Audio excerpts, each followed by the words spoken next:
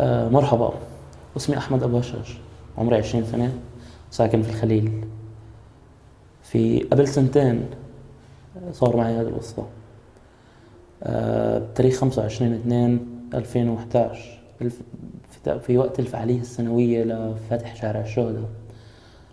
كنت وقتها طالب في جامعة بيت لحم، وكنت عضو من مجلس اتحاد الطلبة. قررنا أنا ومجموعة من أعضاء مجالس اتحاد الطلبة في جامعات أخرى في بيت لحم، مثل الجامعة الأهلية أو الجامعة القدس المفتوحة فرع بيت لحم.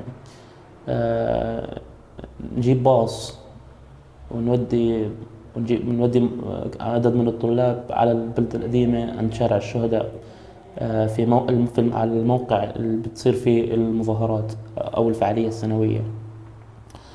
بصفتي الوحيد اللي كنت من الخليل في هذاك الوقت، قررت أكون أو تم تنصيبي، أو مش تم تنصيبي بالأحرى، قررت أكون القائد تاع الباص. ثم ذلك كانت المظاهرات أو المواجهات كانت مبتدئة في ذلك الوقت. ما كناش شاهدين على بداية المواجهات. كانت المواجهات قوية كتير وعنيفة، ما قدرناش نتقدم كتير، فاضطرينا نوقف الباص على بعد تقريبا 50 ل 60 متر بعيد عن موقع الضغط الرئيسي للمواجهات. الجنود الإسرائيليين بلشوا يقمعوا في المظاهرة بطرق مختلفة. بلشوا بإطلاق العيارات المطاطية وقنابل الغاز وقنابل الصوت.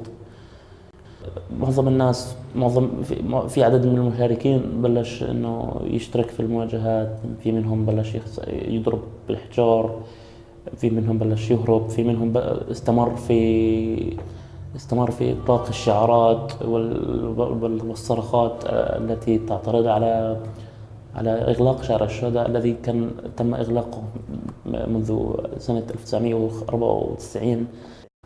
قررت إني أفقد أو أتفقد على الركاب أو ركاب الباص المشاركين اللي كانوا معي، عشان أنا كنت معني بإنه ما حدش يضيع، ما حدش يصير في إشي، بما إنهم بيعرفوش إشي في الخليل أو بالبلدة القديمة. فاضطريت أنزل وأدور عليهم واحد واحد وأوديهم على الباص. بعد ما تأكدت إنه الكل رجع على الباص، كنت وقتها كثير قريب من الجنود. ففي لحظة من اللحظات مجموعة من الجنود بلشوا يطلقوا قنابل الغاز باتجاهي. تقريبا أطلقوا 6 إلى 7 قنابل غاز. شاهدت بعيني أربع أوعية أو 4 مستوعبات قنابل غاز تتدحرج أو تمشي بجانبي. كانوا من النوع المركز من الغاز اللي كان يستهدف الأعصاب وتشتيت الانتباه وأضعاف الرؤية وأضعاف التنفس. كنت أنا ذاك وقتها عندي أزمة صدرية، عندي مشكلة في التنفس. في لحظة من اللحظات فقدت الوعي، وبعد ساعتين وجدت نفسي ملقى على سرير في قسم الطوارئ في مستشفى محمد علي المحتسب، لأنه كان المستشفى الأقرب على الأحداث في ذلك الوقت. اكتشفت بعد ذلك أنه تم حقني بأكثر من 10 حقنات كورتيزون لكي أستعيد الوعي.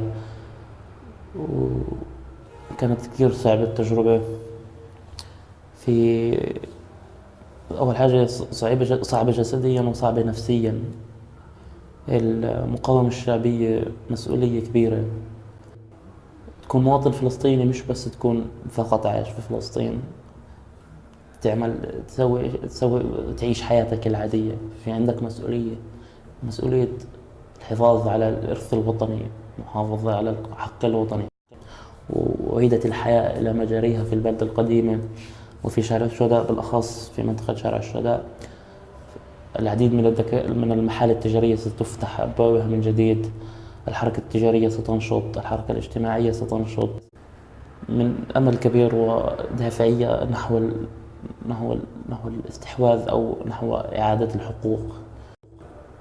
إن شاء الله في يوم من الأيام رح نقدر نتمكن من أن نحصل على حقوقنا اللي بدنا إياها.